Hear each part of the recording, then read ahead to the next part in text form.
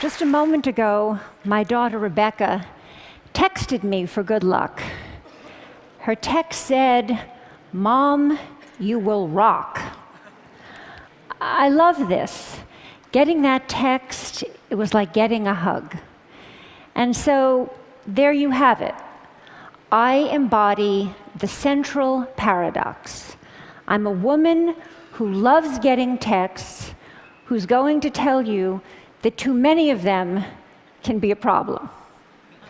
Actually, that reminder of my daughter brings me to the beginning of my story, 1996, when I gave my first TED Talk. Rebecca was 5 years old, and she was sitting right there in the front row. I had just written a book that celebrated our life on the internet, and I was about to be on the cover of Wired magazine. In those heady days, we were experimenting with chat rooms and online virtual communities. We were exploring different aspects of ourselves, and then we unplugged. I was excited. And as a psychologist, what excited me most was the idea that we would use what we learned in the virtual world about ourselves, about our identity, to live better lives in the real world. Now, fast forward to 2012, I'm back here on the TED stage again. My daughter's 20, she's a college student. She sleeps with her cell phone. So do I. And I've just written a new book, but this time it's not one that will get me on the cover of Wired magazine. So what happened?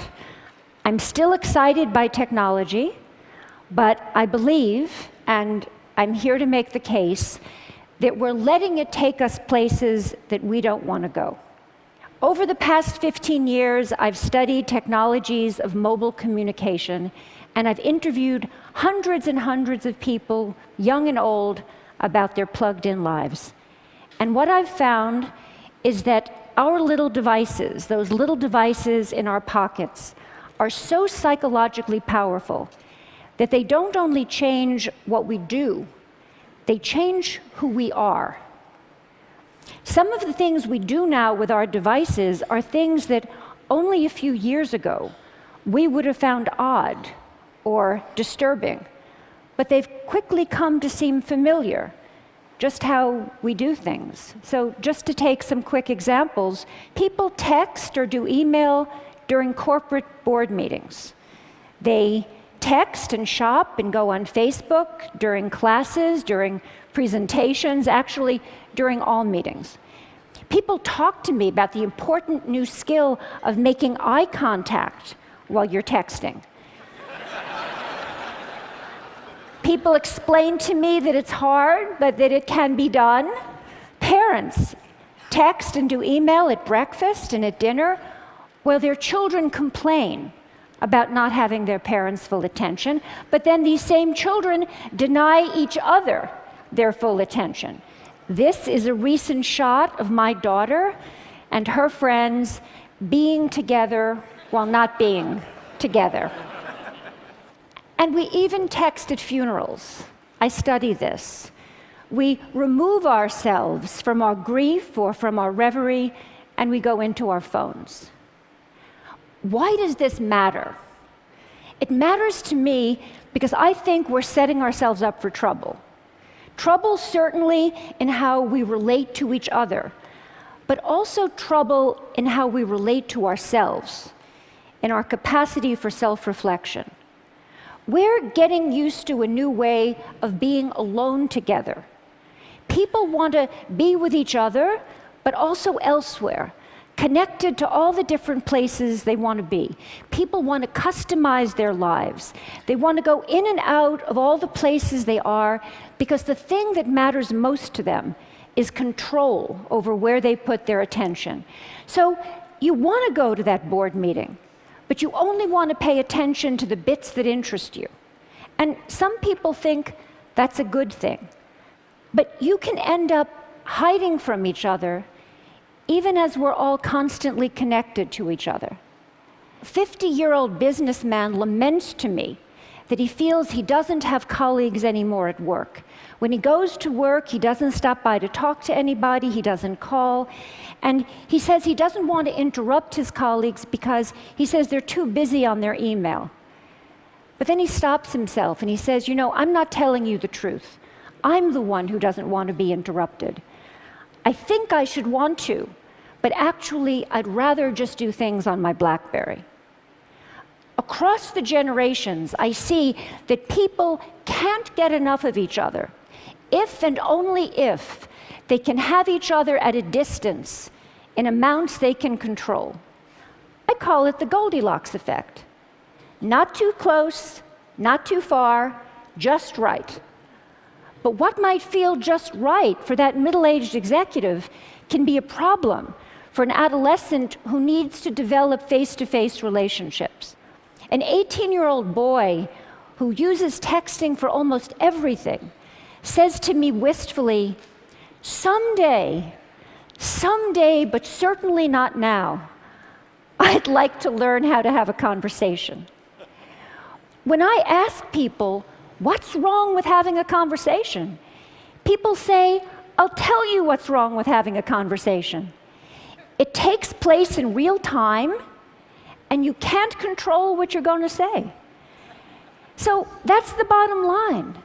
Texting, email, posting, all of these things let us present the self as we want to be.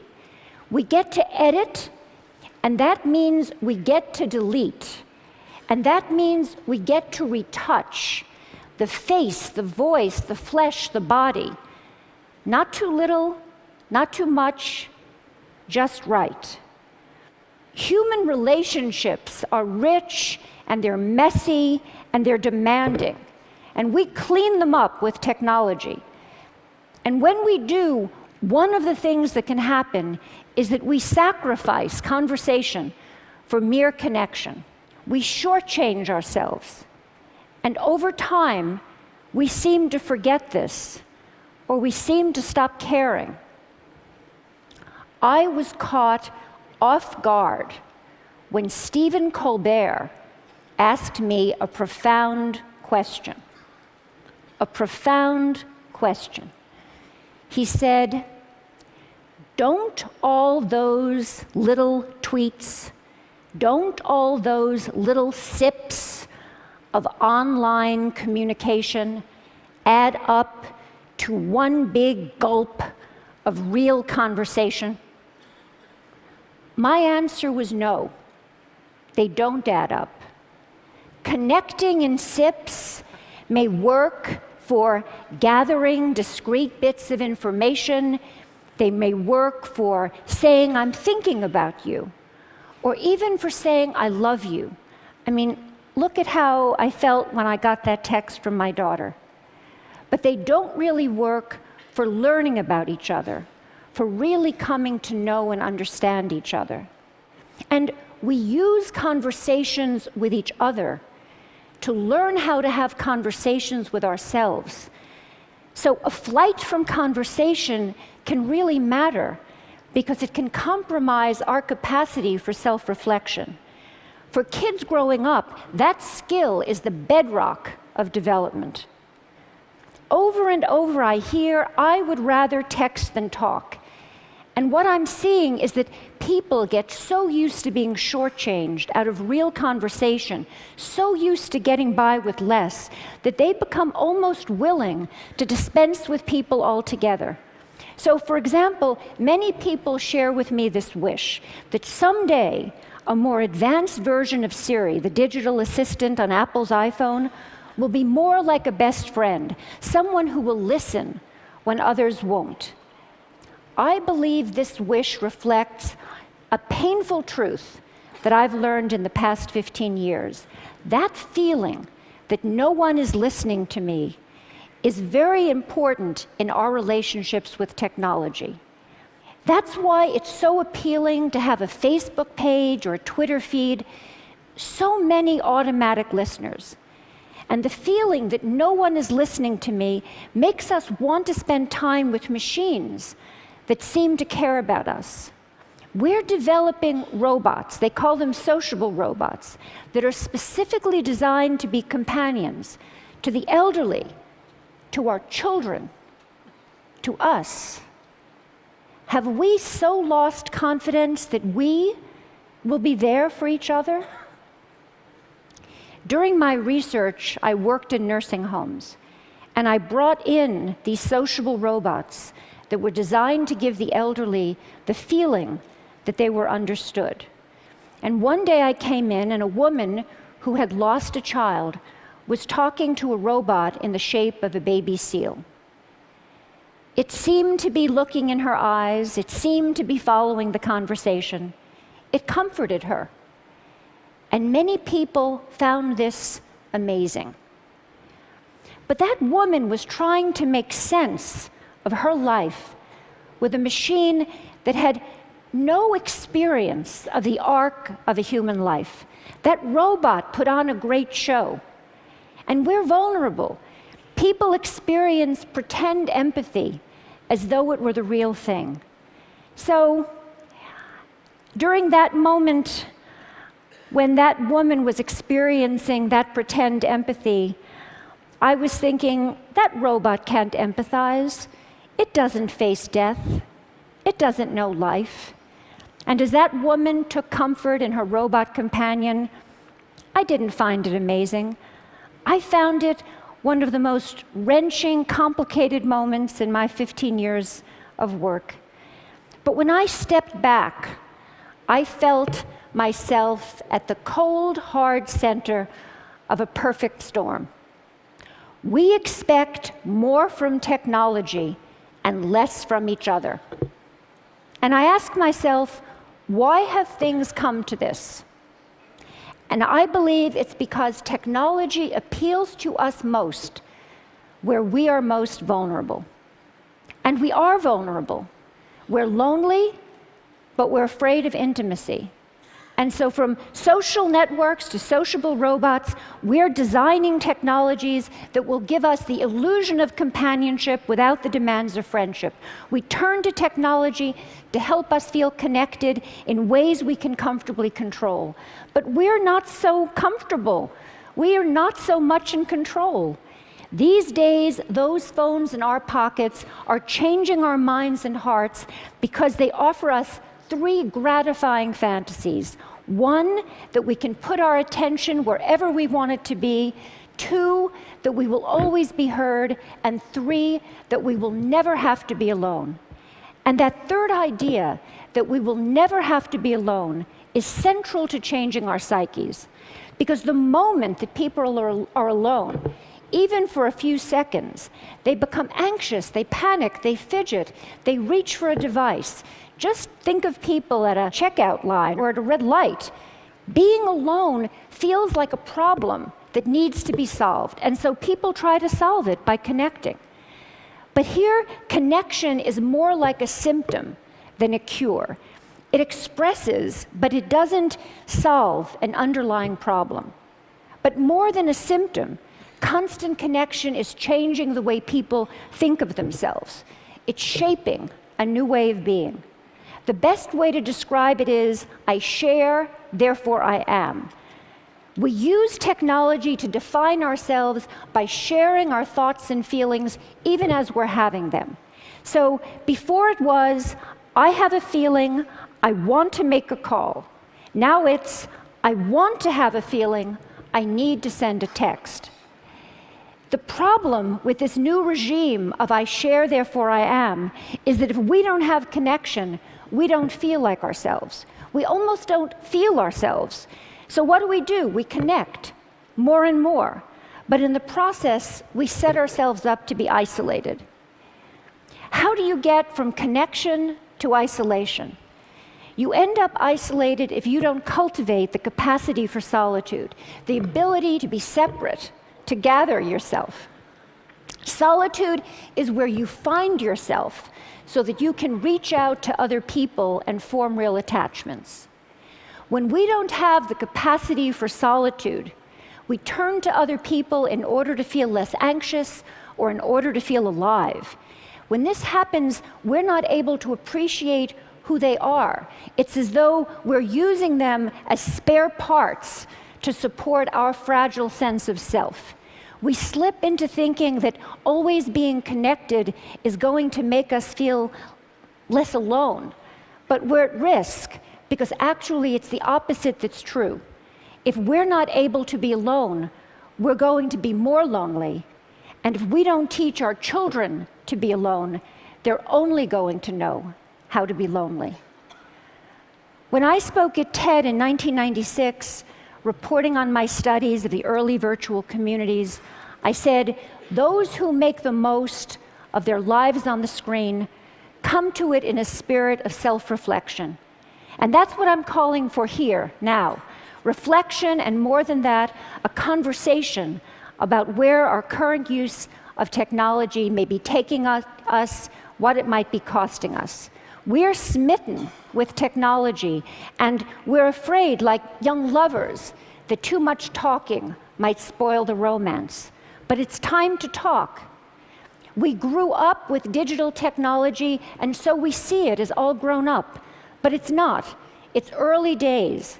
There's plenty of time for us to reconsider how we use it, how we build it. I'm not suggesting that we turn away from our devices, just that we develop a more self-aware relationship with them, with each other, and with ourselves. I see some first steps. Start thinking of solitude as a good thing. Make room for it. Find ways to demonstrate this as a value to your children. Create sacred spaces at home, the kitchen, the dining room, and reclaim them for conversation. Do the same thing at work. At work, we're so busy communicating that we often don't have time to think. We don't have time to talk about the things that really matter. Change that. Most important, we all really need to listen to each other, including to the boring bits, because it's when we stumble or hesitate or lose our words that we reveal ourselves to each other.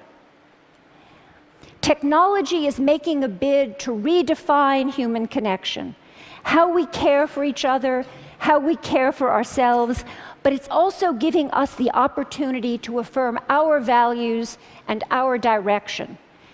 I'm optimistic. We have everything we need to start. We have each other, and we have the greatest chance of success if we recognize our vulnerability, that we listen when technology says it will take something complicated and promises something simpler. So in my work, I hear that life is hard, relationships are filled with risk, and then there's technology. Simpler, hopeful, optimistic, ever young. It's like calling in the cavalry. An ad campaign promises that online and with avatars, you can, quote, finally, love your friends, love your body, love your life. Online and with avatars. We're drawn to virtual romance, to computer games that seem like worlds, to the idea that robots will someday be our true companions. We spend an evening on the social network instead of going to the pub with friends. But our fantasies of substitution have cost us. Now we all need to focus on the many, many ways technology can lead us back to our real lives, our own bodies, our own communities, our own politics, our own planet. They need us. Let's talk about how we can use digital technology, the technology of our dreams, to make this life the life we can love. Thank you.